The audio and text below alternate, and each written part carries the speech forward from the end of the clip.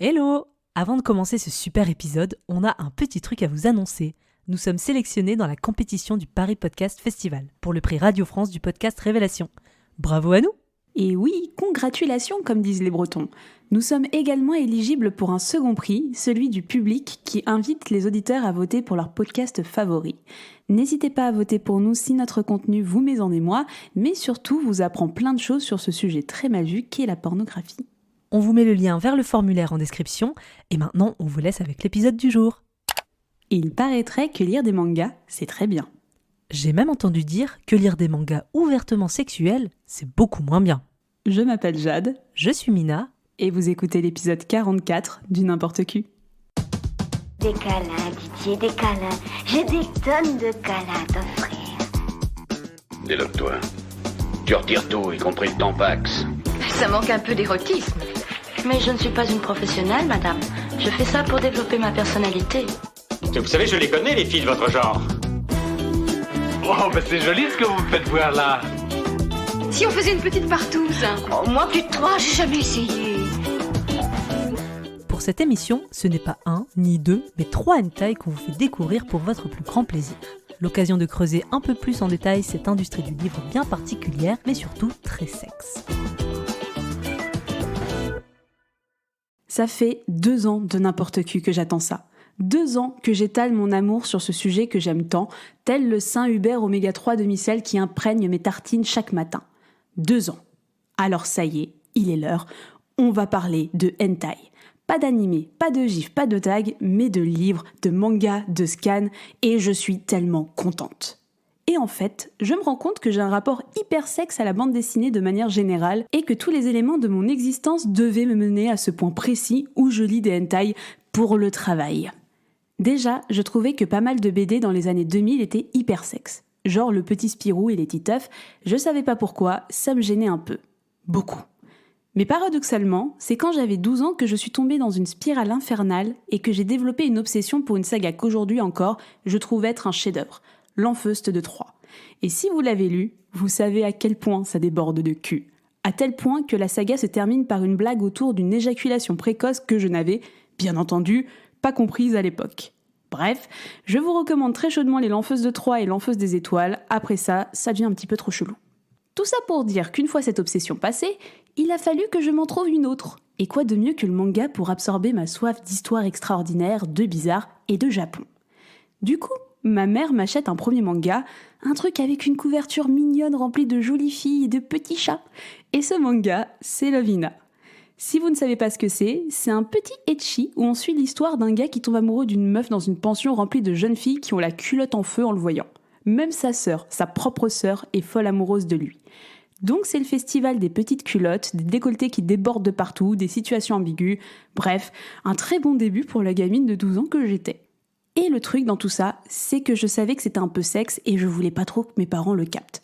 Puis il y a eu le lycée, la découverte de Step Up Love Story, tout ça, je vous renvoie vers l'épisode du N'importe Q qui en parle plus en profondeur. Les hentai, ça a été un peu mon boss final de la bande dessinée. J'ai commencé par les scans et maintenant j'achète mes premiers volumes pour le travail. Ça a vite remplacé la pornographie mainstream que j'aimais bien, mais bordel, les hentai quoi! Déjà, je considère ça comme de l'art à part entière. Savoir dessiner des corps, des vues de coupe, des expressions ultra détaillées, c'est un savoir-faire juste fou. Ensuite, c'est pas parce que c'est du hentai qu'on n'a pas de bonnes histoires. Vous pouvez avoir des histoires d'amour folles, de la fantaisie, des scénarios hyper réalistes et poussés, il y en a pour tous les goûts. Et enfin, parce qu'on a tout un ensemble de codes avec une telle suspension d'incrédulité qu'en fait, on peut accepter tous les scénarios grotesques du monde. Si en plus vous combinez ça au fait que vous regardez des dessins, donc il n'y a pas d'être humain qui est réellement impacté par ces scénarios sexuels, ça facilite les choses. C'est d'ailleurs souvent l'un des arguments qu'ont pu nous exposer nombre de personnes qui appréciaient davantage le hentai que la pornographie live. L'exemple le plus parfait et le plus cliché du hentai, les tentacules. Après, on n'a pas commencé le délire tentacule avec les hentai même. On peut remonter à la fameuse estampe érotique Le rêve de la femme du pêcheur de Hokusai, datant de 1814, où une femme a des rapports sexuels avec des pieuvres. Par la suite, la tentacule sera utilisée pour contourner la censure japonaise qui interdit la représentation visuelle de tout organe génital, mais si c'est une tentacule, qui a vachement une forme phallique, ça passe crème. Vous voyez, il y a plein d'histoires passionnantes autour des hentai. En parlant avec plein d'autres gens, je me suis rendu compte que je n'étais pas la seule à beaucoup apprécier ce genre, bien plus qu'à but masturbatoire. J'ai même pu montrer mes quelques volumes à une pote, et c'est tellement cool de parler de hentai en parlant d'art visuel et de narration sans n'y voir que le prisme sexuel. C'est pourquoi je peux vous affirmer aujourd'hui, il n'y a que le hentai qui m'aille. Ce week-end en France, la tenue du premier salon de la manga, les dessins animés et autres BD made in Japan. Des dessins très violents, popularisés notamment par la télévision. En compagnie de Daniel Wolfrom et de Didier Rancoeur, tout ce que vous avez toujours voulu savoir sans jamais oser le demander sur la manga, que l'on pourrait traduire par image irresponsable, tout un programme. Un dessinateur de manga, son trait est particulier et ce visage n'aurait pas été dessiné par un Européen car la BD japonaise obéit à des règles bien précises. Un découpage très cinématographique, l'utilisation d'onomatopées dans les dialogues et une violence évidente quant au dessin réaliste. Il sort environ 4000 bandes dessinées au Japon, 4000 mangas. Ils sont traduits une quinzaine par an en France, sans plus. Ça s'adresse à une clientèle de jeunes qui est en fait représentatif de la société d'aujourd'hui. Donc en recherche d'identité, un peu en marge, très typé sur des jeunes de banlieue ou en difficulté. Avant de se jeter à corps perdu dans les hentai, dis-moi Mina, les hentai, t'en lis ou t'en lis pas ? Très rarement. Je connais bien le hentai, j'en lis quelques-uns en ligne quand j'ai vraiment envie de me masturber et que j'ai envie de hentai à ce moment-là précis de ma vie. Mais j'en ai jamais lu genre en format papier. Ce qu'on a fait pour cet épisode, et franchement, je suis trop contente d'avoir pu profiter de cet épisode pour me lancer à corps perdu dans le hentai papier, parce que j'adore ça. Voilà, je spoil un petit peu avant la fin. Le hentai, moi je connaissais surtout en animé, sur les sites porno, et en scan. C'est un monde qui est tellement vaste, je pense que j'ai touché du doigt que 5% des possibilités qu'offre le hentai. C'est fabuleux, j'admire. J'admire, il y a des choses que j'aime un peu moins, on en parlera plus tard, mais je trouve que c'est quelque chose qui est fabuleux, le hentai. Et est-ce que t'as un petit genre, un petit truc qui te trigger particulièrement dans le hentai papier, en tout cas le hentai à lire ? Dans le hentai à lire, un peu moins de fantaisie, je reste sur des trucs un peu plus normaux, entre guillemets, qui sont vraiment dans des histoires très ancrées dans la réalité, des choses qui se passent au bureau, en entreprise, à la maison, voilà, je suis moins dans ce qui va être fantaisie, alors que j'adore les tentacules par exemple. En fait, le problème, c'est qu'aussi, comme je connaissais le hentai surtout via les scans, je trouve que la lecture est pas forcément facile et je trouve qu'il y a tellement de possibilités que c'est très difficile de trouver quelque chose qui soit, 1, de qualité, 2, pas trop vieux. Il y a aussi ce truc où souvent, quand je cherchais des scans, surtout que, comme je disais, je les cherchais surtout pour m'exciter, je me retrouvais des fois à chercher et je tombais sur des trucs avec des dessins beaucoup trop vieux qui, moi, me parlaient pas du tout. Donc, il y a ce truc où l'offre est tellement gigantesque que c'est difficile de trouver des choses qui me plaisaient, mais voilà, en général, ça restait sur des choses très réalistes. C'est marrant parce qu'au fur et à mesure des émissions de n'importe qui qu'on a pu faire, c'est justement le manque de fantaisie, d'imaginaire qu'on n'arrêtait pas de pointer un petit peu à droite à gauche. Je pense particulièrement à l'ASMR, l'audio-porn, ce genre de choses. Et pour une fois que tu tombes dans un truc où tu as de l'imaginaire à gogo, où tout est possible, tu veux du réalisme. Je trouve ça assez fou en fait. Ça dépend, peut-être parce qu'il y a trop de fantaisie dans le hentai parfois. Peut-être. C'est vrai que les choses un peu trop loin. Mais le dessin, les corps, c'est déjà assez fantaisiste en fait. Voilà, en fait c'est ça. C'est-à-dire que même quand tu es dans une histoire très ancrée réelle, je dis n'importe quoi, un prof, une élève, ça reste très poussé à l'extrême, certains trucs, certains faciès, ça reste quelque chose d'irréaliste, même si c'est ancré dans le réel. Donc, c'est pas de la fantaisie, mais ça sort quand même de ma réalité. Et après, moi, j'aime beaucoup, par exemple, plus dans l'animation, dans les hentai animés, j'aime beaucoup tout ce qui sera monstre. C'est un peu particulier, mais voilà, moi, j'aime bien les tentacules, voir les trolls. Allez, c'est dit, bam. La tératophilie, c'est bien ça ? La tératophilie, ouais, c'est les monstres. Les monstres, genre Venom. Ça aussi c'est dit. ça aussi c'est dit dans des contextes particuliers, mais c'est rare. Le problème, c'est qu'il n'y a pas grand-chose de très qualitatif et de très joli à voir, mais voilà, il y a 2-3 trucs que je trouve plutôt sympas, mais c'est vrai que quand je lis, j'aime bien lire des trucs un peu plus basiques. Je sais pas, toi, tu lis quoi comme genre de hentai, par exemple ? Oh là là, tu sais, moi j'ai roulé ma bosse. Je lis de tout. J'aime bien aller dans des trucs un petit peu absurdes. Alors j'ai rien contre la tératophilie non plus, surtout en scan hentai, je trouve qu'il y a vraiment des morphologies qui sont hyper intéressantes à parcourir. J'ai beaucoup parlé dessin, morphologie, etc. et même découpage du hentai. Je suis vraiment très fan artistiquement de ça. Mais ouais, moi j'aime bien aller dans des aventures, en tout cas souvent le hentai, quand vous allez en lire, ça va être ce qu'on appelle des one-shots, c'est-à-dire des petites nouvelles, des petites histoires à prendre indépendamment les unes des autres.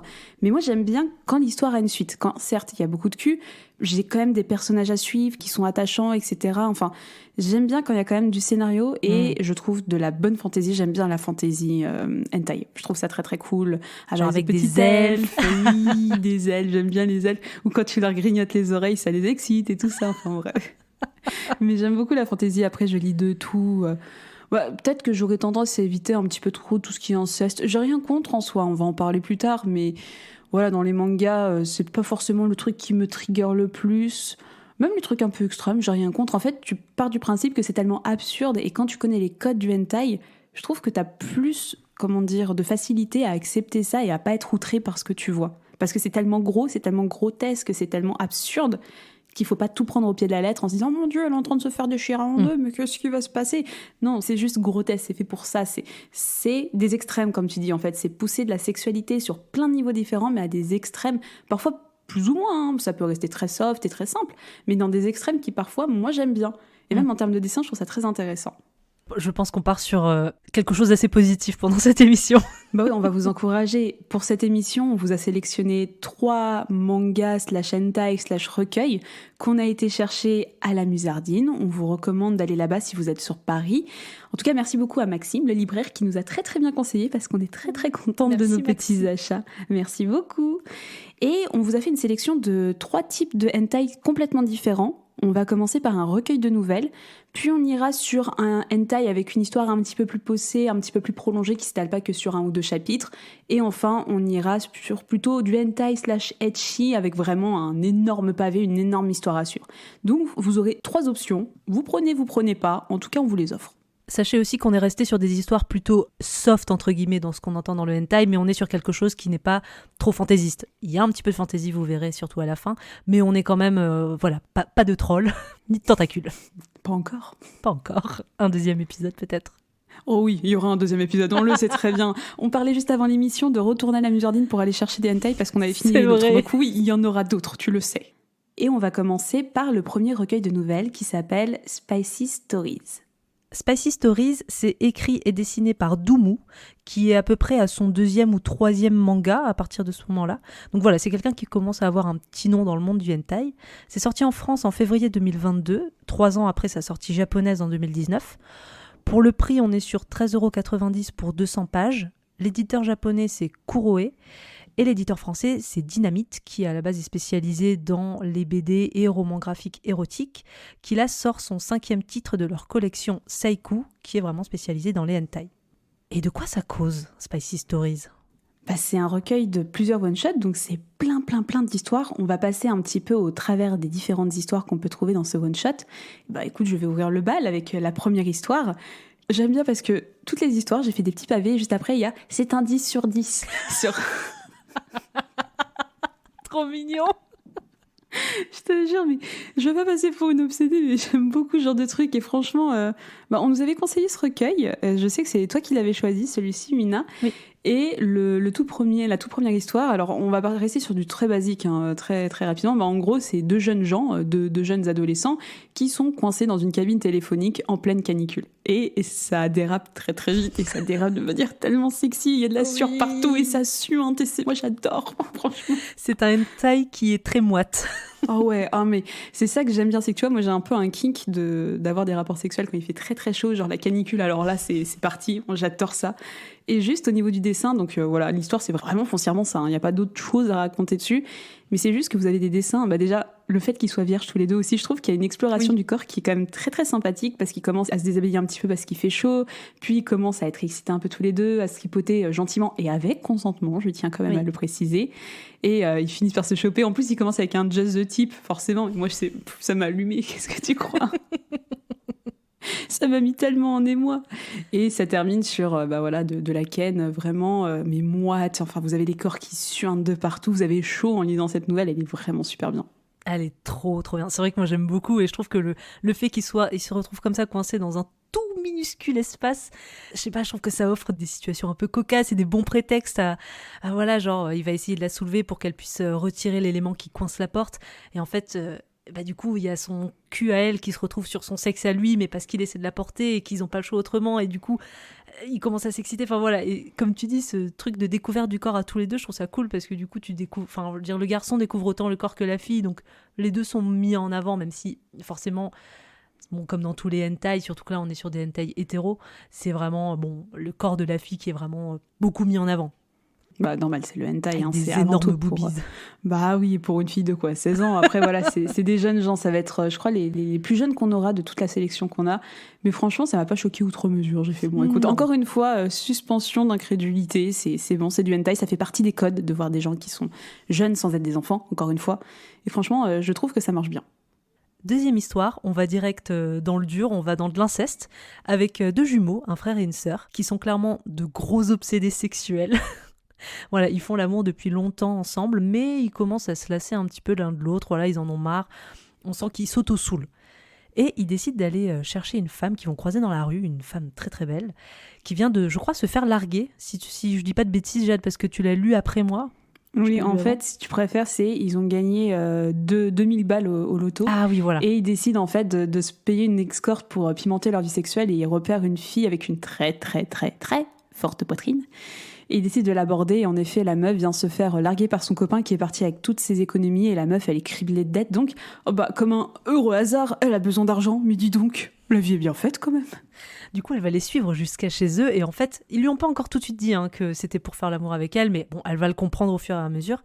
Et donc, tu vas avoir une très longue scène de sexe qui sera basée sur je te donne un peu plus de thunes si on fait ce nouvel acte sexuel. Et donc à chaque fois, ça va monter un petit peu crescendo comme ça. Ça commence avec une pipe, ensuite elle va autoriser à faire un cuni, il va y avoir de la pénétration, il va y avoir l'usage d'un god, il va y avoir une double pénétration. Ouais. On va se rendre compte déjà que c'est une sacrée cochonne, si je puis dire. Bah oui, et qu'elle tourne la situation à son profit en fait. C'est qu'on est dans un rapport de force qui est complètement inversé au fur et à mesure de l'histoire, parce qu'elle va dire moi j'ai vraiment envie de le faire, mais à mon tarif. Et c'est plutôt rigolo en fait. On est sur un rapport de force qui aurait pu être encore une fois très glauque, et qui s'inverse totalement, et où tout le monde prend du plaisir, mais vraiment très naturellement, et dans le consentement encore une fois. C'est ça, et on a ce truc aussi où il va y avoir une fois une scène hétérosexuelle, puis une scène lesbienne aussi entre la sœur et cette femme.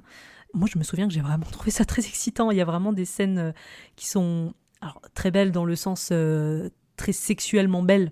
Voilà. Moi, c'était un 10 sur 10. Même s'il y a de l'inceste. Écoute, moi aussi j'ai noté à la fin, c'est un 10 sur 10. C'est ce que je vais répéter pendant toute cette émission. Mais oui, même s'il y a de l'inceste, au bout d'un moment, tu fais, c'est des personnages, ils n'existent pas en vrai, ça promeut aucun truc d'inceste, c'est vraiment un détail limite dans voilà. Ça aurait pu ne pas être des frères et sœurs, que ça aurait rien changé. Ça aurait pu être deux meilleurs amis, et voilà, c'est ça. C'est la même chose. Troisième histoire, quelque chose de plutôt banal, c'est peut-être celle qui m'a un petit peu le moins excitée. Pareil. On va suivre deux étudiants qui sortent ensemble, et en gros, un jeune homme qui est très très pur et qui ne veut pas de relation avant le mariage, qui est à fond dans les histoires très romantiques, il a une vision très romancée des relations amoureuses, pendant que sa copine a littéralement le feu au cul. Mais genre littéralement. Et elle est très très très sexy. Enfin, on te fait comprendre que c'est une métisse, ce qu'on appelle au Japon une harufu, c'est-à-dire une fille qui est moitié japonaise, moitié anglaise ou américaine, vu qu'elle parle anglais à plusieurs reprises dans le hentai.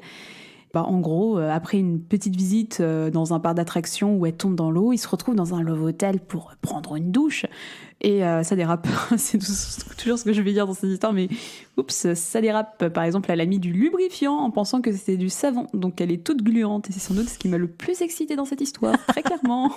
Après, elle est pas innocente, elle est vraiment hyper avenante, et elle fait quand même tout pour l'exciter de manière très, très volontaire et très explicite. Mais en vrai, moi j'ai trouvé ça plutôt marrant. Je suis d'accord, c'est vraiment celle qui m'a le moins excitée, mais il y a ce truc où lui se pose beaucoup trop de questions, c'est-à-dire que l'autre, elle est à moitié à poil en train de se dandiner avec, comment on appelle ça, un plug dans le cul. Et lui, il se pose des questions du genre, le fait qu'elle soit d'accord ne rend pas les choses plus légitimes. Pour autant, est-ce que le sexe entre adultes consentants est une mauvaise chose ? Mais vas-y, mon frère, vas-y. Mais oui, vas-y, mon ref, vas-y, elle est là pour toi. Mais vas-y, elle est on fire. Et c'est pour ça, et encore une fois, je trouve ça cool parce que il y a encore une fois, il y a consentement, et c'est plutôt l'inverse d'habitude. Enfin, c'est vraiment la meuf qui prend tous les trucs. Enfin, ça fait du bien de voir une fille qui a vraiment une sexualité comme ça, ce qui arrive souvent dans les hentai, on va pas se le cacher, et que pour une fois, ce soit le garçon qui est un petit peu réfractaire en mode j'ai une vision trop romantique, c'est la femme de ma vie, pas avant le mariage. Moi, j'aime bien, je trouve que tu vois pas beaucoup ce genre de personnage à ce point-là, entre guillemets, dans les hentai, et je trouvais ça rigolo. C'est un petit peu la touche rigolote de cette histoire. Pour cette deuxième histoire, on va pas tout vous raconter parce qu'en fait, la particularité de cette histoire, c'est qu'elle est divisée en 2 chapitres. Un premier chapitre qui arrive au tout début du livre, ensuite on va avoir 2 histoires au milieu et on va avoir le dernier chapitre de cette même histoire qui revient. Donc voilà, ça va être le truc un peu plus étendu, un peu plus élaboré au niveau des personnages. En gros, c'est l'histoire d'un élève de terminale qui est complètement in love de sa professeure et on sait pas trop pourquoi, mais on voit que cette professeure, elle tient beaucoup à lui. Elle a un espèce d'attachement envers cet élève, mais on comprend pas trop, on le saura dans la deuxième partie de cette histoire, qu'on ne vous racontera pas. Les choses vont déraper lorsqu'ils se trouvent à un moment ensemble, je ne me souviens plus très bien du pourquoi, du comment, mais en gros, il y a un moment où ils se retrouvent dans une voiture et ils vont faire donc l'amour dans cet endroit hyper étroit. Donc ça va être la première fois de l'élève. Attention, ils font pas l'amour. Alors, ils font just the tip. Non, ils font pas just the tip du tout. Ils font juste frotti-frotta. Ils font frotti-frotta exactement dans la traduction. Ils font frotti-frotta, mais en tout cas sans vêtements. Donc vraiment, on est à la limite du... voilà, si lui, il a une petite éjaculation, voilà. Bon. Mais oui, effectivement, ils font du frotti-frotta. Et en vrai, moi, j'adore le humping. Mais c'est trop excitant. Et le fait qu'il soit comme ça coincé sur la banquette arrière, il y a aussi beaucoup de moments où tu vas la voir, elle, un petit peu toute contractée avec la ceinture qui passe entre les seins. Enfin voilà, c'est des trucs très bêtes, mais moi que je trouve très jolis. Enfin, j'aime beaucoup le dessin de Doumu aussi dans tout ce hentai. Et vraiment, c'est pareil, ça transpire énormément. On revient un petit peu sur la première histoire où ils se retrouvent dans la cabine téléphonique. Ouais, je suis 100% d'accord. Et j'aime bien parce que vraiment, ça fait partie de ces hentai où il y a une histoire qui est très sympa. Enfin, tu vois, on te raconte déjà dans cette première histoire que la prof, elle a un trauma parce qu'elle a fait être violée quand elle était jeune, donc elle a un problème avec les hommes. Enfin voilà, il y a tout un univers et plein de choses qui se dessinent, des choses assez complexes, des choses assez graves, des choses assez réalistes finalement. En effet, t'as ce dessin hentai qui vient un petit peu radoucir tout ça et qui crée des scènes de sexe, mais absolument dinguissimes, quoi. Je trouve que la séance de frotti-frotta, c'est mon top 2 après la cabine, très clairement. C'est mon top 2. J'ai mis, c'est un 10 sur 10. Bah, en fait, ce que je trouve ça fou, c'est qu'on est quand même sur des histoires courtes, mais pour autant, je trouve que l'auteur a réussi à développer quand même un attachement au personnage. C'est-à-dire qu'en vraiment 3 pages, t'as déjà une idée de la personnalité de tous les personnages. C'est bien exploité et je trouve que voilà, en 30-40 pages de chaque histoire, t'as un truc qui est complet, t'as suffisamment de sexe, c'est pas bâclé. Enfin, moi c'est un 10 sur 10 pour tout. Bon, si vous avez bien compris, on vous le recommande, bien entendu, n'hésitez pas à y jeter quelques yeux. Et on passe au deuxième livre qui s'appelle Pure Yankee Girl, qui est un hentai qui est écrit par Koji Tabe. Et sache que je connais Koji Tabe, je ne savais pas. En fait, c'est un mangaka qui est spécialisé dans les histoires de gyaru. Et les gyaru, au Japon, ce sont ces filles qui sont très bronzées, très maquillées, vraiment très exubérantes, très filles. Enfin voilà, c'est un peu mal vu dans la société japonaise. Mais c'est des meufs qui ont toujours beaucoup de succès dans les mangas, beaucoup de succès également dans les hentai. Et ce mec, il a fait un manga qui s'appelle Pinsaro Sniper, qui est absolument génialissime, et j'avais pas bité que c'était lui. Donc j'étais encore plus contente quand j'ai fait la recherche de l'émission, je ne m'en suis même pas rendu compte en lisant le manga. Mais c'est un très très bon auteur, qui a un très très bon dessin, qui est un livre qui est sorti en 2022 en France. J'ai pas la date japonaise, si tu l'as, Mina ? 2018. Donc ah oui, 4 ans plus tard. 4 ans avant la sortie française. Qui est édité chez nous, chez Hot Manga, pour un total de 10 € de votre argent de poche. Et de quoi ça parle, Pure Yankee Girl ? Eh bien déjà, c'est 2 histoires en un livre. Donc c'est un hentai, comme tu disais, qui va mettre en scène des gyaru. C'est cette sous-culture stylistique, j'ai envie de dire, de femmes qui s'habillent un peu à l'européenne. Alors en vrai, moi j'avais envie de dire c'est des cagoles. Oui, c'est un peu le style cagole. Exactement, c'est les cagoles japonaises. Exactement, ça t'a mis le doigt sur le truc. T'as tout compris. T'as vraiment ce côté un peu cheveux blonds décolorés, le teint un peu hâlé, et le style un peu vulgose. C'est beaucoup de shorts, mini shorts et mini crop top. Mais voilà, moi je connaissais pas du tout. Je savais pas que c'était un phénomène et stylistique et littéraire. Donc voilà, j'ai appris quelque chose. Et donc on va en effet avoir 2 histoires. La première histoire, c'est, je vous lis le pitch, avant, Jun Izumi était à la tête d'un groupe de délinquants légendaires. Maintenant, elle se sert de son corps pour que son petit ami puisse faire chanter de pauvres airs. Mais les retrouvailles fortuites avec celui qui fut son professeur principal au collège va tout changer.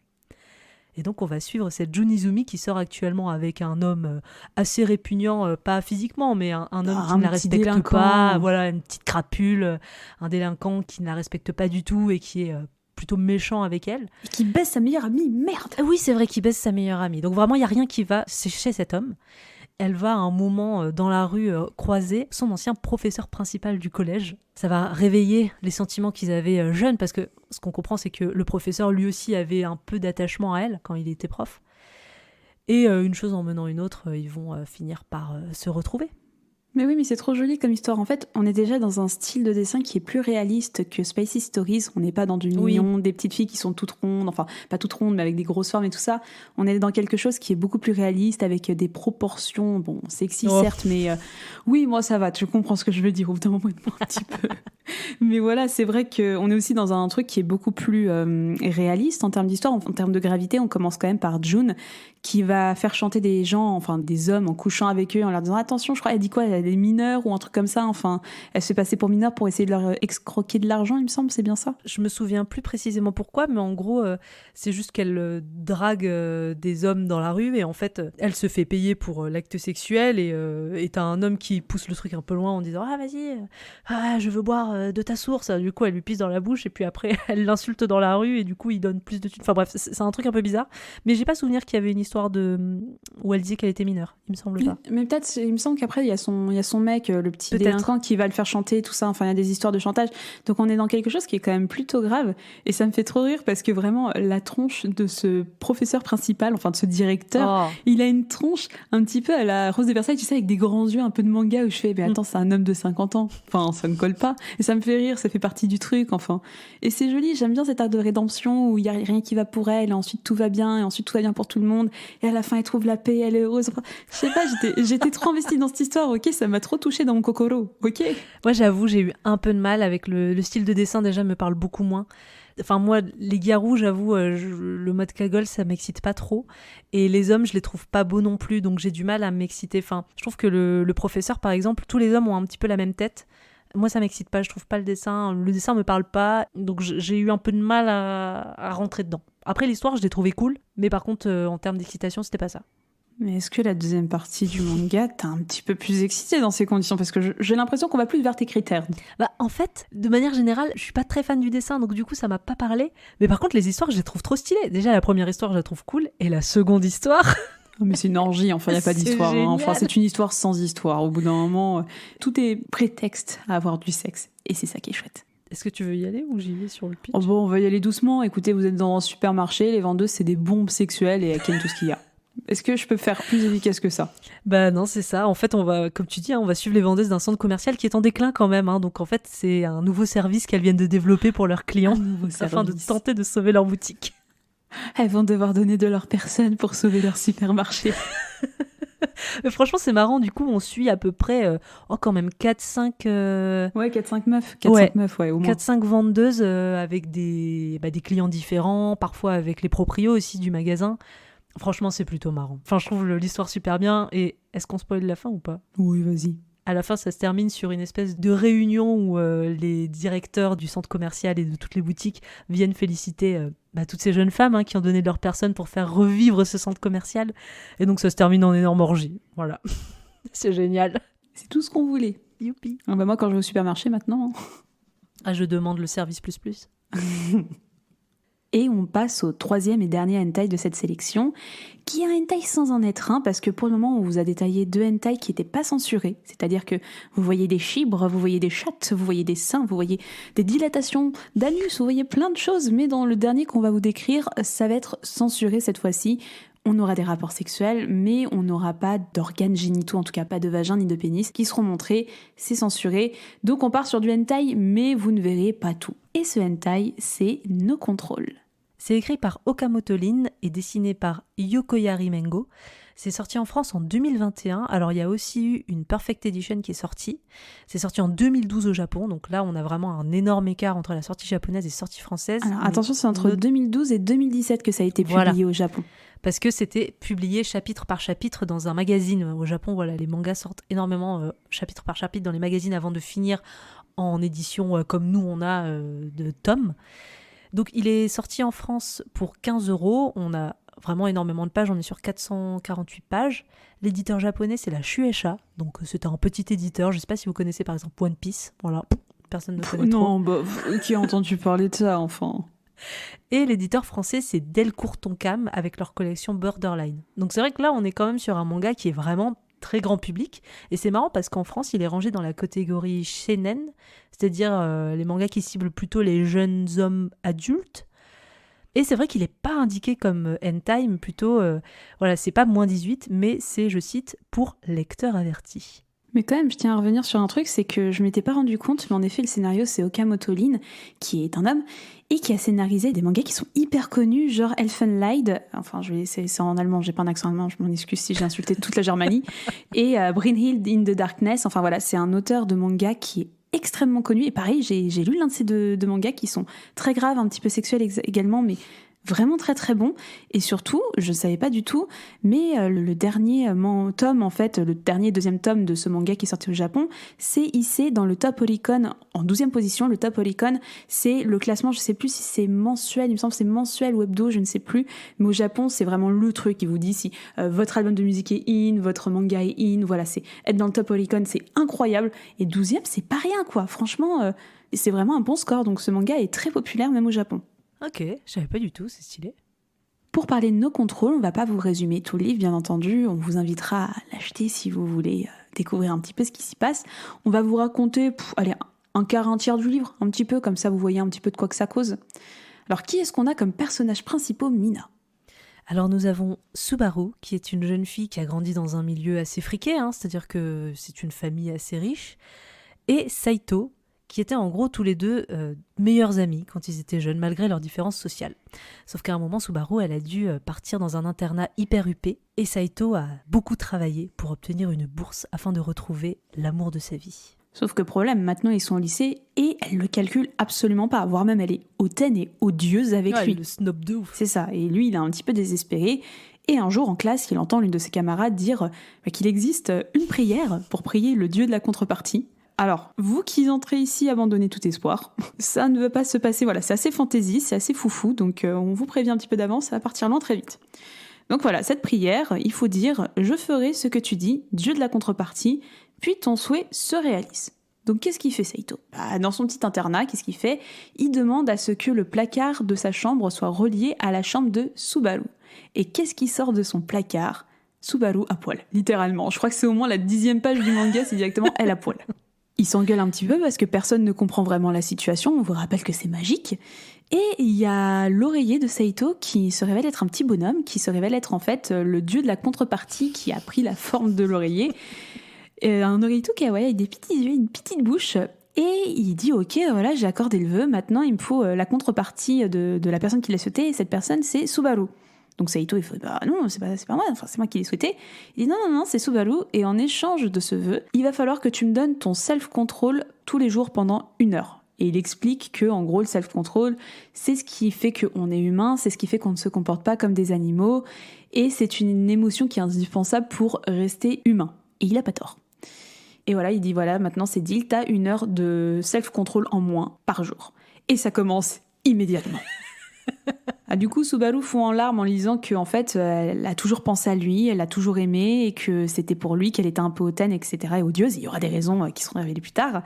On commence un peu soft pour cette première scène de sexe avec une petite masturbation et ils s'embrassent. Voilà, mais encore une fois, vous ne voyez rien, vous ne voyez pas d'appareils génitaux, ça s'arrête là. Et on voit qu'elle s'endort immédiatement après lui avoir demandé de la mettre dedans. Alors les dialogues sont très crus, je tiens quand même à préciser, les dialogues sont hyper bien. C'est hyper cru, puis c'est hyper pervers. On va pas vous détailler toutes les scènes sexuelles, mais vraiment c'est très pervers malgré le fait qu'on ne voit pas d'organes génitaux et que c'est un ecchi et pas un hentai. Donc en général, on va avoir plutôt des espèces de halos de lumière qui vont couvrir les zones génitales, mais on a des choses assez explicites quand même qui sont montrées. Ah bah oui, de ouf. Même plus tard, on aura du sexe, on aura de la fellation, enfin... Absolument. Voilà, il y aura plein d'autres choses. Et c'est vrai qu'on découvre en fait ensuite, parce que c'est quand même bizarre ce truc, c'est lui qui a fait le vœu de la contrepartie, mais c'est elle qui se retrouve à perdre son self-control, donc c'est quand même chelou. Mais en fait, on se rend compte après, quand il retourne à l'école le lendemain, que le vœu de la contrepartie ne fonctionne uniquement lorsqu'il est souhaité par les deux parties. Donc ça veut dire que Subaru a elle aussi souhaité, un tout petit peu avant Saito, d'avoir sa chambre qui mène vers la chambre de Saito. Pour vous résumer un petit peu l'intrigue qui va couvrir les chapitres suivants, en fait, on va découvrir que Subaru a toujours été amoureuse de Saito et que la raison pour laquelle elle est aussi froide, c'est que, en tant que fille d'une très grande lignée, très riche et très réputée, elle doit être mariée à quelqu'un, elle doit faire un mariage arrangé, ce qui arrive même encore beaucoup de fois aujourd'hui au Japon, et que sa seule chance d'épouser Saito, c'est de terminer première aux examens. c'est la seule manière, à la condition à laquelle son père lui accordera un vœu, c'est-à-dire d'épouser l'homme de son choix. Donc en fait, on va être pendant plusieurs chapitres dans ce truc de les deux s'entraident, les deux vont être ensemble, mais il y aura toujours cette heure de débauche qui va de plus en plus loin. On va finir par de la fellation, on va finir par...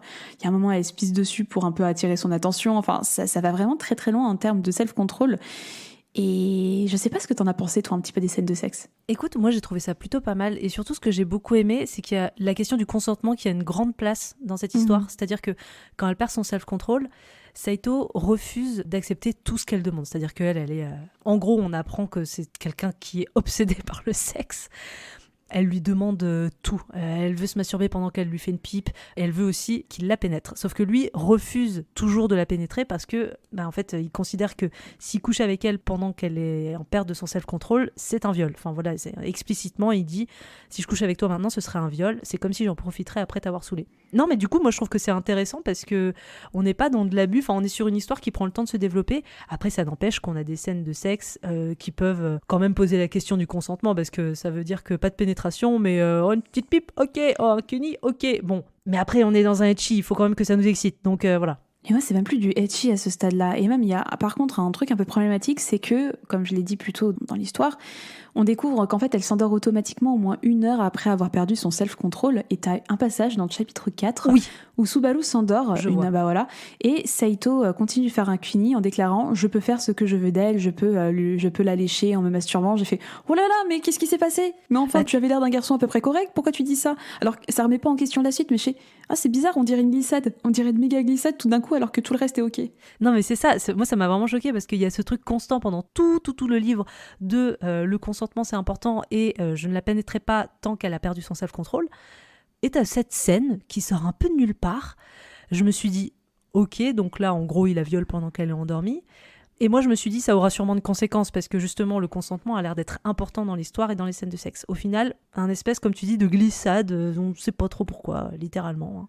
Mais ouais, à part cette scène qui m'a moi aussi choquée et un petit peu laissée dubitative en mode ah bon, d'accord. Le reste, je trouve que c'est des scènes de sexe assez sympas et surtout, en fait, on apprend aussi que Subaru, c'est une très grande nymphomane. C'est-à-dire qu'à un moment dans l'histoire, on va prendre le point de vue de Subaru et elle va nous raconter un petit peu très rapidement son enfance, qu'elle a été élevée à la dure, qu'il y a eu un peu de violence physique, qu'il est interdit de contredire le chef de famille. Donc voilà, c'est quelqu'un qui a un niveau de contrôle extrême depuis l'enfance. Et son stress, elle ne peut le calmer que lorsqu'elle jouit. Donc elle se masturbe plusieurs fois par jour, même à l'école. Quand elle perd son self-control, mais c'est festival, quoi.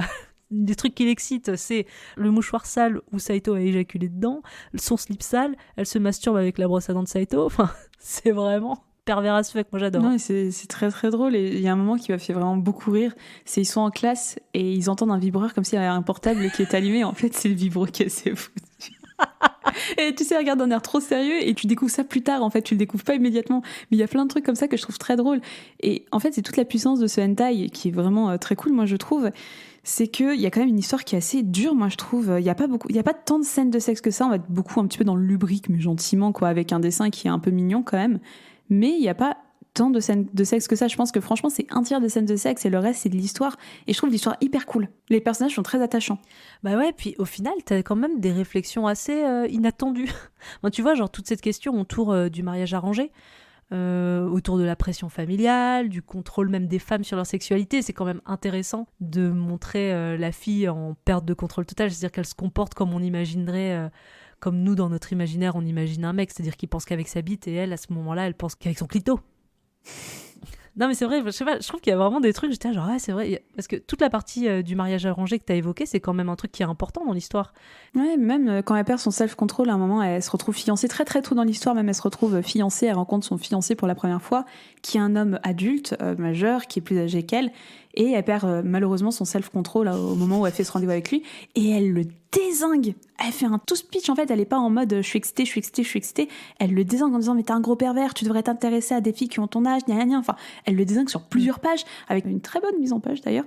Et voilà, donc comme quoi en fait c'est pas une pervers juste avec n'importe quel homme, c'est vraiment avec l'homme qu'elle aime en fait. Oh, Et je trouve ça chou. Oui, voilà, c'est mignon. Oui, non, mais je suis d'accord. Et même la fin est... Il y a des petites parties, un chouïa hard à la fin, mais franchement, moi j'ai beaucoup aimé cette histoire. Et c'était Amandine qui m'avait offert ce manga, Amandine, avec qui on a lu 50 Shades. Mais oui, elle m'a dit, tiens, je l'ai eu en presse, tiens, prends-le.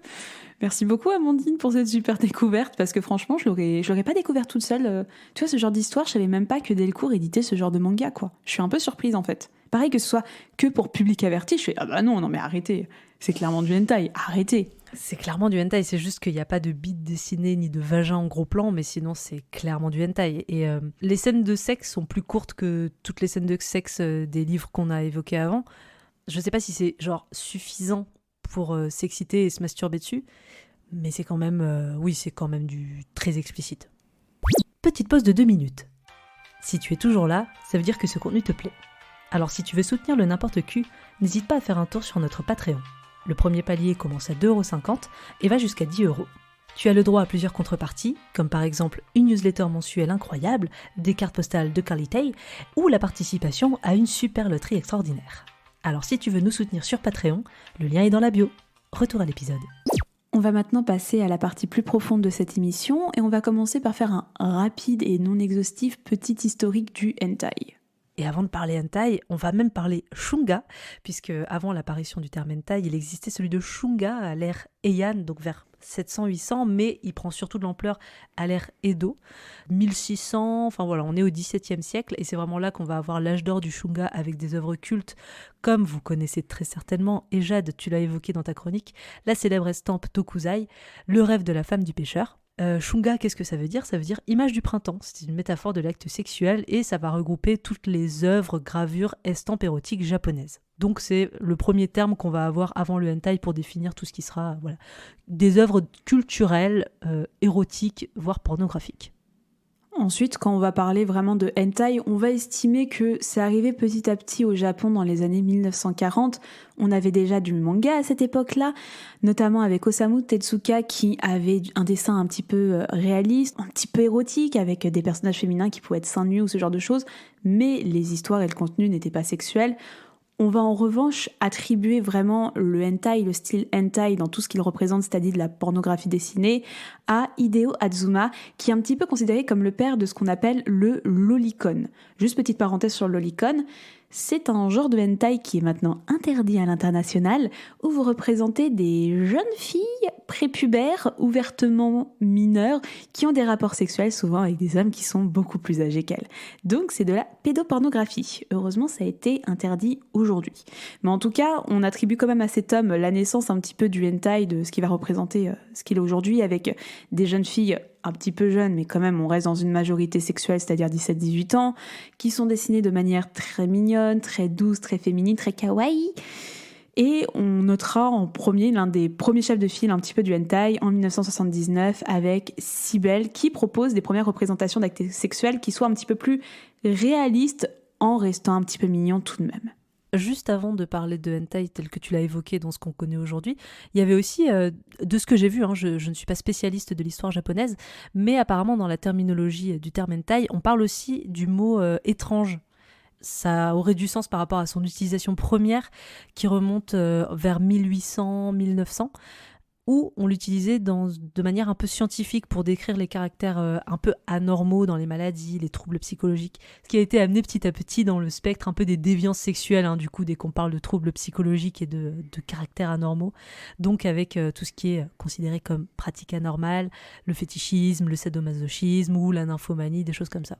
C'était la parenthèse terminologie, mais je vais reprendre avec la continuité de cette histoire du hentai, avec le lolicon qui a explosé dans les années 80, des magazines spécialisés dans le hentai qui sont également apparus, ce qu'on va appeler également les daojin, qui sont des revues vraiment éditées qu'au Japon dans lesquelles vous allez retrouver souvent des petites nouvelles, des petits recueils, ce genre de choses.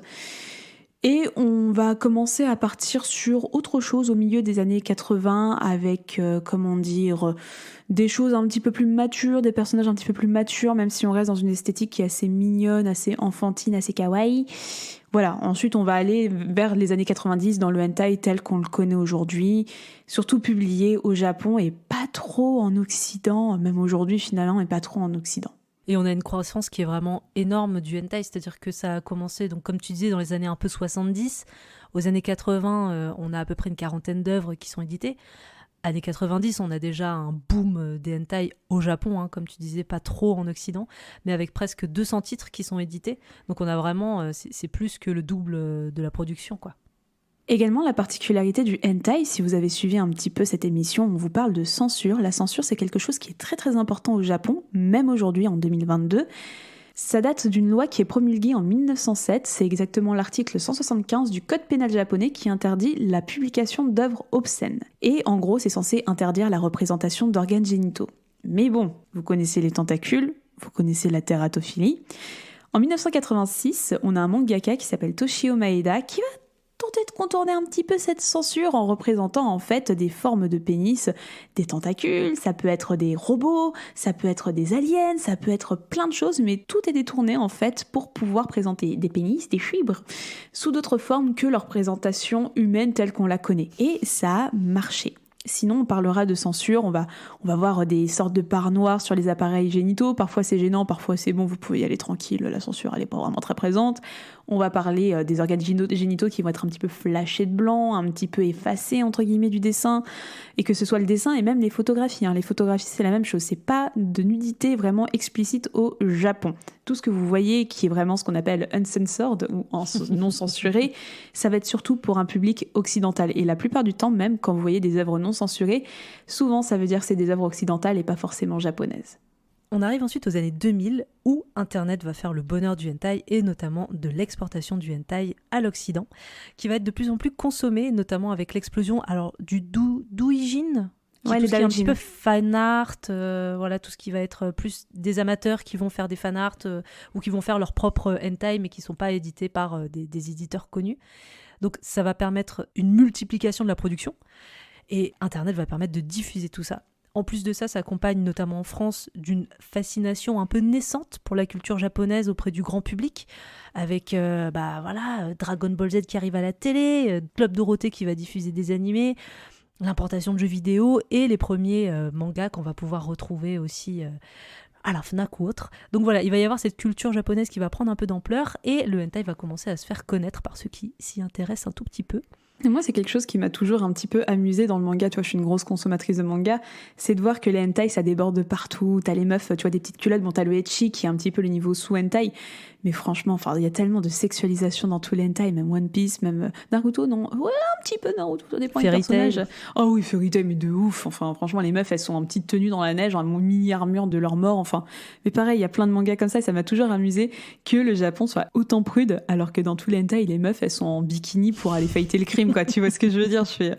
Ah oui, c'est vraiment le Japon. Le Japon est un paradoxe pour lui-même, c'est assez incroyable. C'est ça. Puis il y a une vraie culture de l'érotisme au Japon, c'est ça. C'est-à-dire que là, on s'attarde vraiment sur le hentai, mais même en termes de vidéos pornographiques avec des vrais acteurs, je parle pas d'animé, le shunga et tout, enfin... Comme tu dis, c'est-à-dire que c'est vraiment plein de paradoxes, ils sont prudes, il y a un nombre incroyable de célibataires, de gens vierges et tout, mais en même temps, ils ont une production hyper riche qui n'existe que chez eux. Même la sexualité de manière générale, si tu vois, comme tu dis, un couple sur deux ne fait plus l'amour au Japon, t'as plein de problèmes de tromperie, etc. Par contre, le marché du sextoy, excusez-moi messieurs, dames, alors franchement, je suis jamais allée au Japon, je compte bien y aller l'année prochaine et je vous prendrai tout en photo, mais franchement, le marché du sextoy, il est incroyable, les petites culottes sales CE, enfin, ils ont inventé tellement de trucs assez fous, c'est comme s'il y avait toute une frustration, vraiment une grosse frustration sexuelle qui est pas humaine, du coup, que tu peux pas assouvir en tant qu'être humain, mais que tu vas assouvir dans plein de trucs, c'est-à-dire le hentai, ça peut être le sextoy, le plaisir autre, enfin, je trouve ça assez dingue, enfin, on en parlera peut-être pour un autre épisode. Aussi. On a déjà fait un épisode dessus et c'est vrai qu'au Japon, le marché des sex-dolls, il est florissant et c'est quelque chose qui est assez intégré et accepté dans la société, qui l'est beaucoup moins en Occident, mais là-bas, c'est intégré et c'est un marché normal. C'est un sextoy normal, alors que nous, ça nous paraît complètement what the fuck. Deuxième point de cette partie plus profonde, on va essayer de vous faire un petit tour d'horizon, mais de toute façon, on sait très bien que ça va être rapide parce qu'il n'y a pas énormément de choses à dire. L'état du lieu du marché du hentai en France. Et on va dire ce qu'il est, il est encore tout nouveau. Il n'y a pas grand monde. Déjà, la plupart des éditeurs qui se spécialisent uniquement dans le hentai, il n'y en a pas beaucoup. C'est-à-dire que tous les autres éditeurs, les plus gros éditeurs qui font du manga, ils vont éditer très peu de hentai. Ils vont peut-être avoir une collection un peu what the fuck, qui sort de l'ordinaire, mais en présentant du ecchi, mais pas du hentai. Mais sinon, pour tout ce qui concerne vraiment du hentai pur et dur, on va avoir surtout 3 éditeurs, Hot Manga, Nihoniba et la collection Seiko des éditions Dynamite. Ouais, Dynamite, du coup, on a pu acheter, il me semble, c'est Spicy Stories qui est édité chez eux. Et j'avais regardé chez Hot Manga, et en effet, leur site est... Bon, alors je vais être désolée si vous nous écoutez, je sais pas qui vous êtes, mais votre site, il est un petit peu très mal fait. Ce qui fait que même moi, tu vois, j'avais vu des titres qui m'intéressaient sur leur site. Ça renvoie vers aucun lien. Quand tu cliques sur les fournisseurs, il y en a pas. Tu sais, ça fait un peu « Oh, cette page est encore en construction ». Donc, tu vois, t'as aucun lien pour aller les acheter. Je trouve que ça commence, j'ai l'impression, à fleurir un peu. Peut-être qu'on est en train de trouver un marché du hentai et c'est vraiment super chouette. Mais pour en acheter, je trouve que c'est un peu le parcours du combattant. Le truc, c'est que moi, je me suis jamais trop intéressée à acheter du hentai. Je pense qu'aujourd'hui, oui, parce que vraiment, je me suis plongée avec cet épisode. Après, à la Fnac, on peut en trouver un petit peu. Récemment, je suis allée dans une librairie, j'avais l'impression qu'il y en avait. Mais je suis allée dans une librairie à Grenoble et effectivement, il y avait du hentai. Mais par exemple, je suis allée à la Japan Expo cette année. Et il y avait un stand, pas énormissime face aux gros éditeurs, mais un joli stand quand même de Hot Manga qui était fermé. Donc c'était tout rose tout autour et c'était moins de 18 ans. Donc vous êtes censé ne pas pouvoir rentrer si vous avez moins de 18 ans. Donc tu avais juste 2 personnes et une énorme tablée de hentai. Mais à part ça, j'ai l'impression que mais je pense que c'est beaucoup en ligne, donc ça s'achète et ça se consomme. Je sais pas, je te dis encore une fois, Hot Manga, j'ai vraiment voulu aller voir et quand j'ai essayé de faire l'action d'acheter un tome, impossible. Mais par contre, il y a un truc assez paradoxal, c'est que ce genre de manga un petit peu érotique, voire un peu pornographique, ça existe depuis très longtemps en France, édité, mais c'est du yaoi et du yuri. Est-ce que tu vois ce que c'est ? Mais oui. Voilà, mais ça par contre, ça existe depuis trop longtemps. J'ai des copines, je me souviens au lycée, elles avaient des mangas, des yaoi et des yuri, surtout des yaoi, mais putain, ils étaient ultra chauds, ultra sex, et tu vois, c'était édité en France, quoi. Il y a un marché du yaoi et du yuri, mais du hentai vraiment avec des relations plus hétérosexuelles. C'est encore très compliqué et encore très récent aujourd'hui en 2022. Peut-être parce que yuri et yaoi, c'est considéré comme plus soft, non ? Je sais pas, peut-être que c'est un peu considéré comme plus des histoires d'amour. Tu vois, des trucs un petit peu plus, je vais pas dire à la con, mais des histoires vraiment, oh là là, c'est mon boss, il est tellement sexy, et c'est la première fois avec quelqu'un, tu vois. Des histoires un peu plus d'amour, un peu plus sentimentales, des trucs d'émoi. Et je me pose toujours la question de pourquoi est-ce que nous les filles, je sais pas si je nous comprends dedans, pourquoi est-ce que les meufs sont autant à fond sur les histoires de yaoi, alors que les histoires de yuri, beaucoup moins. Je sais pas, il y a une fascination pour le yaoi, avec des personnages très androgynes, des hommes qui sont très féminins dans leur manière d'être dessinés, mais il y a une fascination pour ça, elle est vraiment totale. Moi je me souviens que ça fait 15 ans, j'ai des gens qui gravitent autour de moi qui sont fans de yaoi. Faudrait peut-être que je leur pose la question, tout simplement, en fait, la communication. On fera peut-être un épisode là-dessus. Ah bah ouais, de ouf. Franchement, le yaoi, j'aimerais trop faire un épisode là-dessus. En revanche, j'ai été positivement surprise par les sites d'actu japonaises, mais français. Par exemple, je suis tombée sur le site Manga News, qui est un gros site quand même de sorties. Enfin voilà, c'est vraiment, si vous voulez suivre l'actualité manga, les sorties, il y a pas mal de critiques aussi. J'ai été agréablement surprise de voir qu'ils ne négligeaient pas trop le hentai. Il y a régulièrement les sorties hentai attendues en France. Il y a quelques critiques. Par exemple, il y avait une critique sur Spicy Story qu'on a fait en premier. Parce que tu vois, c'est con, mais Sens Critique, par exemple, tu vas avoir plein de films, plein de livres, mais tout ce qui sera un petit peu très pornographique et très olé, il y a très peu de gens qui vont prendre la peine de faire un article dessus ou de faire une critique. Et franchement, j'ai été très surprise de voir que c'était le cas chez Manga News. Et c'est une bonne chose en tout cas. Si vous voulez acheter des mangas, en tout cas en librairie, sans commander, sans vous embêter, que vous êtes sur Paris, n'hésitez pas à aller jeter un œil à la Musardine. Oui. Vraiment, leur rayon hentai, nous on savait vraiment pas par où prendre le bout parce qu'il y avait énormément de choix. C'était fou. Il y avait énormément de choix. Heureusement, Maxime nous a vraiment conseillé plein de choses. Donc nous, on a fait notre sélection parmi tout ce qu'il nous a conseillé. Mais c'est vrai qu'il y a du plus vieux, il y a du plus récent. Enfin, il y a vraiment de tout et c'est trop bien. Mais c'est important, je trouve, d'avoir quelqu'un qui peut te conseiller quand tu ne connais pas ce milieu. Ouais, je suis d'accord. Surtout que tu peux tomber très facilement. En tout cas, tu vois, Maxime, il nous a conseillé des trucs où il nous a même pas déconseillé, mais voilà, il nous a dit attention, ça c'est un petit peu plus hard. Tu vois, c'était un peu des trucs de fantasy où moi, j'étais allée un peu naturellement devant en disant ça a l'air sympa, dis donc, de la fantasy. Quand il a expliqué, j'ai fait non. Non, alors j'aime le hentai, mais j'ai mes limites. Donc ouais, il va falloir qu'on aille retourner en acheter. En tout cas, j'ai très envie. Et même, c'est très abordable en termes de prix. Tu vois, genre, t'es autour de volume entre, allez, aux alentours de 10 balles, quoi, 10-13 balles. Je trouve ça vraiment bien, quoi. Et nous allons conclure cette émission avec une dernière question qui va parler de l'image du hentai en France. Et on va se demander si ça a toujours cette image de vieux trucs, de vieux pervers. Moi, j'ai un peu cette impression-là, même encore aujourd'hui. De toute façon, tout ce qui est sexualité, même quand nous, on parle de pornographie, bon, un peu moins aujourd'hui, mais t'as toujours cette image de porno à papa. Et j'ai l'impression que le hentai, en plus, c'est japonais, c'est pas forcément une culture qu'on connaît, c'est assez excentrique, assez absurde, avec ses propres codes, tu vois, genre les tentacules, etc. C'est assez bizarre, c'est pas accessible pour toutes les mentalités en termes de sexualité. Et je trouve que c'est toujours vu, peut-être pas comme un truc de vieux pervers, mais comme un truc de pervers bizarre plutôt, je dirais. Ouais, carrément, il y a ce truc très... Ah, c'est quoi ce truc chelou? Mais c'est vrai que t'as évoqué la BD un peu à papa érotique pornographique, mais déjà, il suffit de comparer 2 couvertures, une BD pornographique versus un hentai. Le hentai, c'est too much, mais moi, j'aime beaucoup cet aspect-là. Mais il y a vraiment ce truc de... Ça déborde de partout. Les seins, ils sont énorme, il y a trop de transpiration, il y a trop de fluide, on sait pas ce que c'est d'ailleurs. Il y a vraiment ce truc nos limites. Je pense que c'est ça qui doit choquer un petit peu les gens. Après, je pense que ce qui choque aussi et ce qui fait que ce truc, c'est considéré comme vieux pervers, je sais pas, mais comme tu dis, bizarre, bah, c'est aussi tous les scandales qu'il y a eu sur certains contenus et notamment le lolicon. C'est-à-dire que les seuls moments d'exposition auprès du grand public qu'on a du hentai, je parle vraiment du hentai et pas du manga de manière générale, mais quand on parle de hentai à la télé, bah, on va parler que ça y est, c'est officiel, le lolicon a été interdit. Qu'est-ce que c'est le lolicon? Donc les gens qui connaissent pas le hentai, ils se disent mais mon Dieu, mais c'est quoi que cette horreur? Bah oui, parce que du coup on montre pas la variété de contenu qu'il peut y avoir. Et je comprends qu'au journal de TF1 on va pas faire un édito sur le hentai, et pourtant. Mais c'est dommage du coup de voir que les seuls moments un peu de médiatisation de ce genre, ça soit pour des choses très négatives. Bah, ça te rappelle pas la pornographie de manière générale, j'ai envie de te dire. Oui, c'est vrai. Voilà, enfin, là tu viens de décrire toute la problématique de la pornographie qui est que oh mon Dieu, il y a Jackie et Michel, les femmes sont pas respectées, c'est dégradant le mainstream. Mais à côté, on va pas te dire tout ce qui va bien. Et il y en a pourtant des choses qui vont bien. Mais c'est exactement ça. Mais moi, tu vois, je me suis vraiment retrouvée dans la situation où j'ai invité une copine à la maison. Et tu vois, une copine qui bosse dans l'animation avec moi, donc je sais qu'elle est un peu open sur tout ce qui est artistique. Et tu vois, à un moment, j'introduis un peu le truc, je fais ouais. Ah, tu sais, j'ai des hentai et tout ça. Elle me dit, oh, j'adore, vas-y, montre. Et on était toutes les deux sur mon canapé en train de boire du vin et siroter des trucs en disant que, putain, c'est trop bien dessiné. Et elle, vraiment, elle dessine. Tu vois, moi, je dessine pas, elle dessine. Elle avait vraiment un point de vue qui était, mais vraiment hyper intéressant.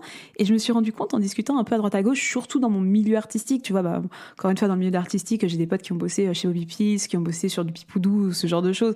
Donc, c'est quelque chose qui leur parle énormément.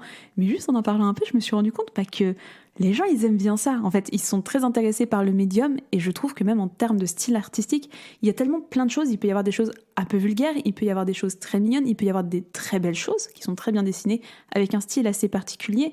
Et je trouve que c'est cette diversité qui fait sa force et que quand tu te penches vraiment sur le hentai, non, c'est pas un truc de vieux pervers. Il y a plein de prismes à explorer. Si tu veux le prendre comme un truc masturbatoire de vieux pervers, fais-le, surtout si ça te fait du bien. Mais il y a tellement plus à avoir, il y a des histoires, il y a des styles, il y a plein de trucs, c'est de l'art à part entière. Et savoir dessiner des corps comme ça, qui se tordent dans plein de positions, et je trouve que anatomiquement parlant, c'est fascinant, et ben voilà, il faut pas forcément être un vieux pervers pour bien aimer ce genre de choses. C'est beau ce que tu dis.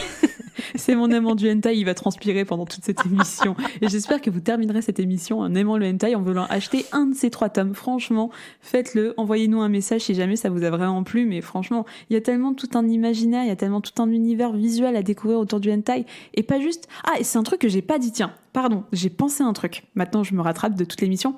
Il y a un truc qui me saoule dans le manga vidéo, c'est les bruits que font les meufs. Vraiment les Yamete Kudasai et compagnie, enfin, tu vois, avec des bruits de cochon d'Inde où ça couine. Ouais, tu sais que j'aime bien, mais oui, j'entends bien sûr. Oui, je sais que t'aimes bien, mais ça couine. Et ben au moins, dans le manga, ça ne couine pas. Et je trouve que c'est une qualité absolument admirable à porter au hentai papier.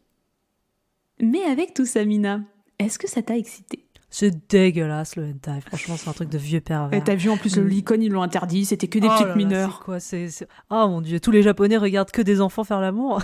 Non mais ils sont bizarres les Japonais, ils sont pas comme nous. Hein. Non évidemment c'est un 10 sur 10. Je suis officiellement fan de hentai. Oui j'en ai lu que 3. Et alors?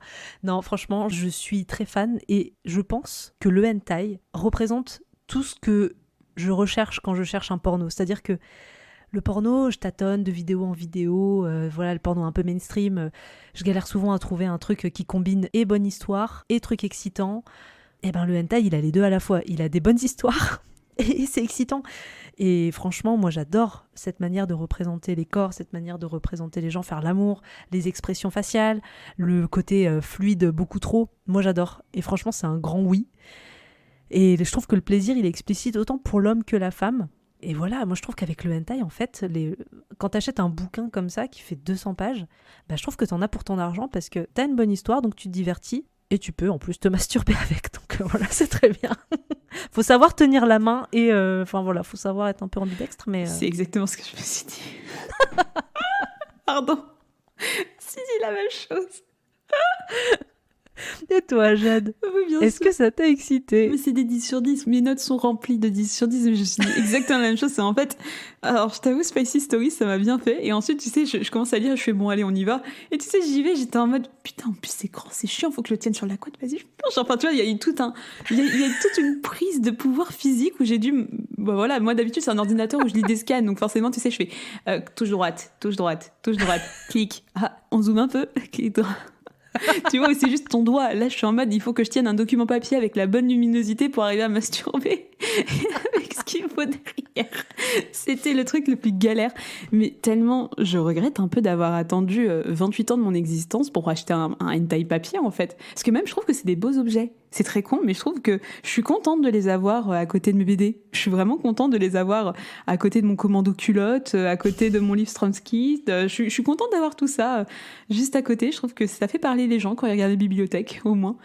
Mais très clairement, non, mais moi, ça m'a grave excitée. Je trouve ça très bien. Et j'étais en train de me dire, je trouverais ça trop bien que les influenceuses un peu sexo qui vont te recommander le lieu porn, je sais pas quoi, là, tous les 2 jours, j'aimerais trop qu'elles recommandent des hentai. De ouf. Je vous le dis, écoutez, si vous êtes éditeur de hentai, eh ben franchement, allez-y, venez, on fait un partenariat, quoi. Franchement, avec plaisir. S'il y a un truc que je veux bien recommander, pas des sextoys, parce que franchement, je trouve que c'est vraiment la foire et, comme on dit déjà, le téléachat. Mais franchement, les hentai, mais quand vous voulez, les mecs, on vous les recommande, on kiffe ça, je trouve ça trop fascinant, quoi. Allez-y. Et lisez des hentai, s'il vous plaît. Vous ne connaissez pas, essayez de découvrir, essayez de vous faire conseiller par des personnes qui connaissent le hentai, et vous verrez que vous allez accéder à un univers absolument fantasmagorique, dont je pense vous aurez du mal à ressortir. Merci de nous avoir écoutés. On espère que cet épisode vous a donné envie de lire des mangas un peu plus épicés que One Piece ou Naruto.